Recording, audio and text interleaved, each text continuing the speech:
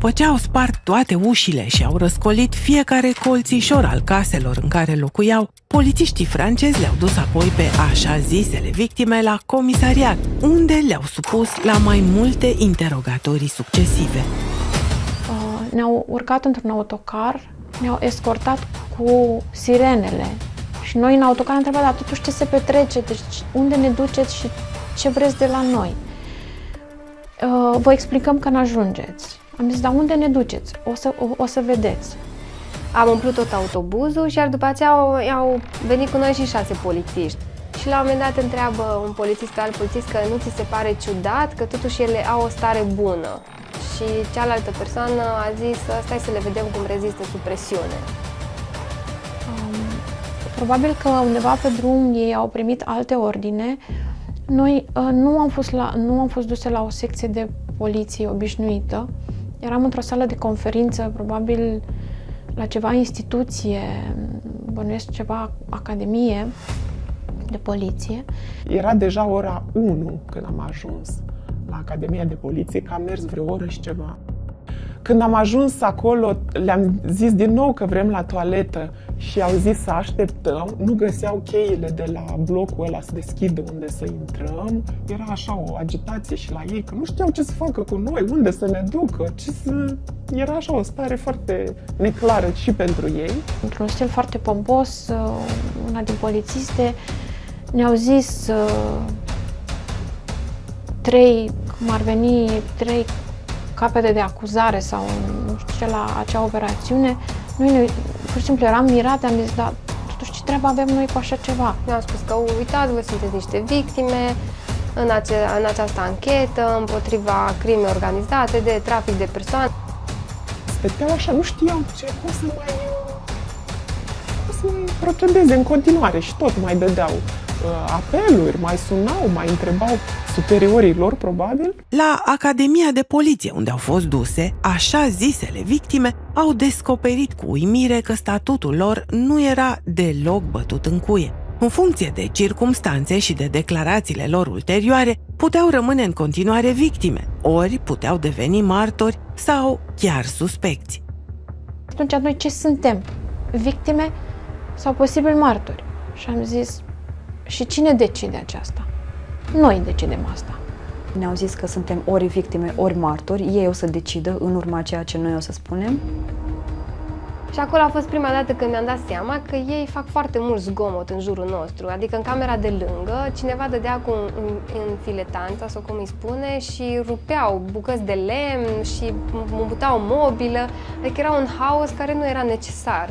Și părerea mea, dacă tu tocmai ai prins cea mai mare gașcă multinațională organizată de pe planeta Pământ, nu cred că îți chemi atunci omul să-ți repare camera de lângă. Și pentru că, în pofida tuturor amenințărilor, multe dintre fete nu au vrut să răspundă la întrebări și nici să semneze declarațiile tip care le-au fost puse în față, polițiștii au recurs la ajutorul unor psihologi, care, plini de o falsă bunăvoință, au urmărit din răsputeri să le facă să creadă că, într-adevăr, au fost abuzate și traficate.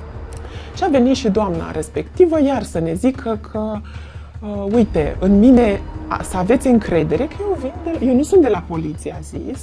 Eu vin de la asociația X, care e în legătură cu drepturile omului. Vrem să vă salvăm, să vă ajutăm. Cum nici psihologii n-au reușit să scoată de la așa zisele victime decât adevărul adevărat, acela că, în realitate, nu se puteau considera decât victimele poliției franceze și a nimănui altcuiva, polițiștii francezi au recurs la alte stratageme. Pentru câteva zeci de ore, unele dintre victime au fost închise în cele mai mizere aresturi, de unde erau apoi scoase la anumite intervale de timp pentru a fi din nou și din nou interogate. Am fost dus apoi la celula în care am fost ținută timp de 2 zile. Era o cameră destul de mare, pătrată, avea beton pe jos. M-a pus să mă descalț la intrarea în celulă. Avea chiar un grilaj undeva jos, prin care bătea vântul de afară. Iar eu, efectiv, am fost nevoită să stau pe jos. Am răbdat de sete, de frig și de foame pe lângă tot stresul care era acolo. Pe jos era foarte murdar și mirosea toaletă. Înainte să intrăm în celulă, ne-au luat elasticul de păr și aveam părul desfăcut. Și efectiv am măturat cu părul podeaua. Ți-ar fi fost greață și să te uiți, dar mai să te așezi și să simți că părul este îmbibat de mizerie și poate chiar de urină. După mai multe ore în respectiva celulă, am început să înțeleg că nu este un coșmar, că se petrece cu adevărat, că este real. După mai multe zeci de ore a venit și momentul în care polițiștii le-au lăsat să plece. Cele foarte puține care au semnat ceva au fost duse la un fel de adăpost, unde sunt de obicei găzduite victimele traficului de persoane. Cele care însă nu s-au conformat au fost pur și simplu lăsate în stradă, îmbrăcate cum au apucat, fără bani și fără telefoane. După ce au terminat cu noi, ne-au escortat cu mașina până la poarta acelei instituții și ne-au zis, acolo este stația de autobuz, vă descurcați. Nu mai fusesem în localitatea aia niciodată. Noroc și-a adus aminte o fată, numărul de telefon și am oprit pe cineva pe stradă să putem să luăm legătura cu cineva să vină să ne ia. Ne-a luat toate telefoanele, toate electronice, ne-a dus cu mașina de la secție undeva la o stație de autobuz și ne-au lăsat acolo. Ne-au dus cu mașina cumva undeva la 50 de metri departare la o anumită stație de autocar, dar ne-au lăsat așa, pur și simplu, în aer cumva, fără telefon. Mi-am spus că pot să plec, că mă eliberează.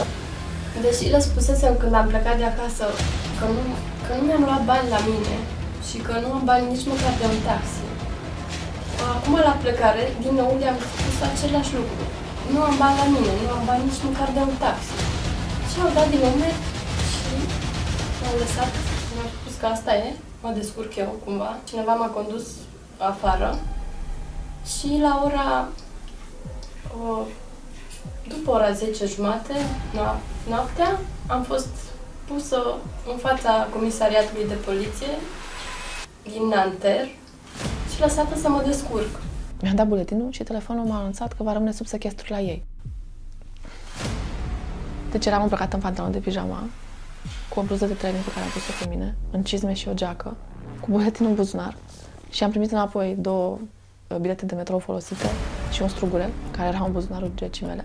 Și am trezit pusă în fața unei situații teribile în care am zis, dar este noapte, este frig afară, practic eu nu am nimic, eu ce fac acum? Și ei au zis, nu ne interesează, nu e treaba noastră. Le-a păsat polițiștilor că lasă de izbeliște niște victime care nu mai aveau unde să se ducă, locuințele fiindu-le sigilate și nici nu puteau să sune pe nimeni, că nu aveau cu ce. Mulțumesc Dumnezeu că am fost inspirată să îi rog măcar să-mi deschid telefonul, să pot să-mi notez niște numere de telefon. Am rugat mai multe persoane care treceau pe stradă să-mi dea voie să dau un telefon sau să trimit un mesaj pe Telegram sau pe WhatsApp. Mai mulți m-au refuzat, până la urmă m-am gândit că dacă opresc pe cineva care chiar are telefonul în mână și vorbește, o să fie mai dificil să mă refuze, că nu poate să zică că nu. Practic a fost un băiat care vorbea la telefon și când a încheiat conversația l-am oprit și i-am spus că îl rog foarte mult dacă mă lasă să trimit un mesaj pe un Telegram sau pe un WhatsApp, pentru că acesta nu costă, nu vreau să-i consum un credit. Practic, i-am scris iubitului meu, rămân aici, te rog, dacă poți să iei legătura cu oricine, dacă poate cineva să vină după mine, nu mai pot să-ți scriu, nu am nimic, nu am bani, nu am telefon, nu am nimic. Deși a trecut mai bine de o lună de la descinderile în forță ale poliției franceze din 28 noiembrie, există încă așa zise victime despre care nu se știe nimic nici până acum.